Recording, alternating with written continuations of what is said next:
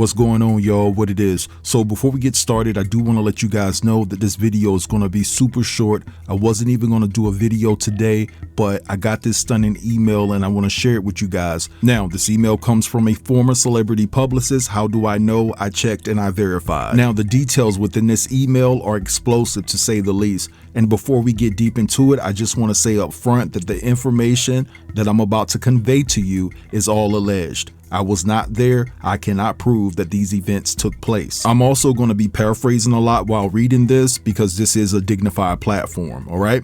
So let's go ahead and get into this email. So it says, Tough News TV, I want to share some information with you about Jay-Z's former mistress, Kathy White, and it's all in connection to Kim Porter and Diddy. What people don't know about the events leading up to Kathy's death is that she was in constant contact with Kim Porter in the final year of her life.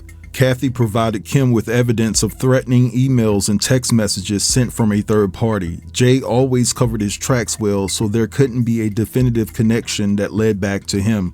The messages that Kim had in her possession further supports the idea that Kathy was deleted and didn't pass away from a brain aneurysm. Blank has a copy of these messages. I cannot disclose that name whatsoever.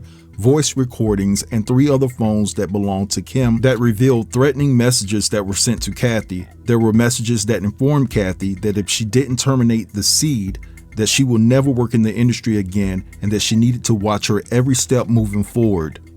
Kathy remained firm and stated that she was keeping the seed. Then there were messages that revealed that Beyonce knew about the pregnancy and even messaged Kathy from a burner phone asking her, "So you are the trifling, filthy AB that's been banging my husband.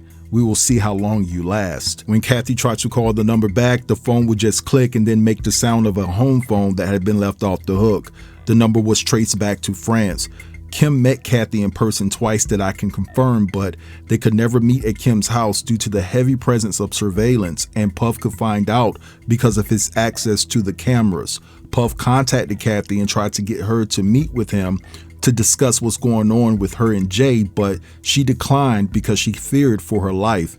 Kathy told Kim about Puff contacting her, and Kim suggested that she avoid both Jay and Puff and asked her did she record the conversation, and Kathy said she did with a voice recorder she had got from Radio Shack. Kathy made copies of all the information she had and gave them to Kim. Kim flew out to NY in July of 2011 to meet Kathy and retrieve those tapes. Somehow Puff was aware of this meeting, and then it says MJB in parentheses, y'all, and so I'm speculating that this person is trying to tell me that Mary J. Blige is responsible for telling Diddy about this secret meetup that Kim had with Kathy. Allegedly, okay? I'm gonna reread this line so the email just flows, and it says, somehow Puff was aware of this meeting, MJB in parentheses, and went off on Kim and started interrogating her about her reasoning for meeting up with Kathy. I thought you had a photo shoot, Puff asked. However, Puff couldn't get to NYC the day he found out Kim had flown to NY, but told Kim to stay put until he arrived. Kim shipped the evidence that afternoon to Blank, I can't expose that information, by mail, and instructed Kathy to get out of NY. Puff arrived the next day livid.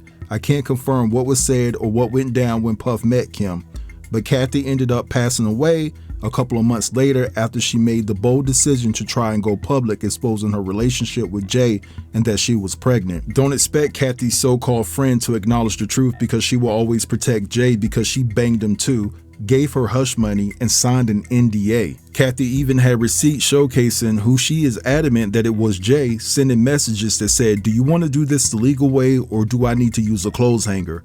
These are some of the details I know from being a celebrity publicist for years. I can't expose everything because some specific details will blow my cover, but I want to leave you with this. Puff helped cover for Jay's involvement in Kathy's deletion, and because Kim knew a lot about their dirty deeds, I'm 100% positive that Jay is tied to Kim's passing, and he helped Puff cover that up because a music mogul slipped up and said something one night and paid $100K to a music producer to buy his phone that captured the recording. The mogul pleaded and begged for the phone and said that his life depended on it. Lastly, Kim had no friends, and when I say no friends, that's exactly what I mean. She was snitched on by her own so-called bestie to save her own ass. Now, I do want to say this about the email. There's a part in there that I just read that says, don't expect Kathy's so-called friend to acknowledge the truth. I think that was a reference to Claudia Jordan because Claudia was brought into it for some reason. I remember about a couple of years ago, And she basically came out and defended the fact and said that it wasn't true and that Kathy was never pregnant around her. Now, it didn't say it was Claudia Jordan, but I'm thinking that this is a reference to Claudia Jordan, allegedly, okay? But anyway, I'm gonna let this slide right here. I want you guys to drop down in the comments and give me your thoughts and analysis on this particular situation. Don't forget to like, comment, share, and if you're new here, consider subbing to the channel. I'll get with you guys later. Peace.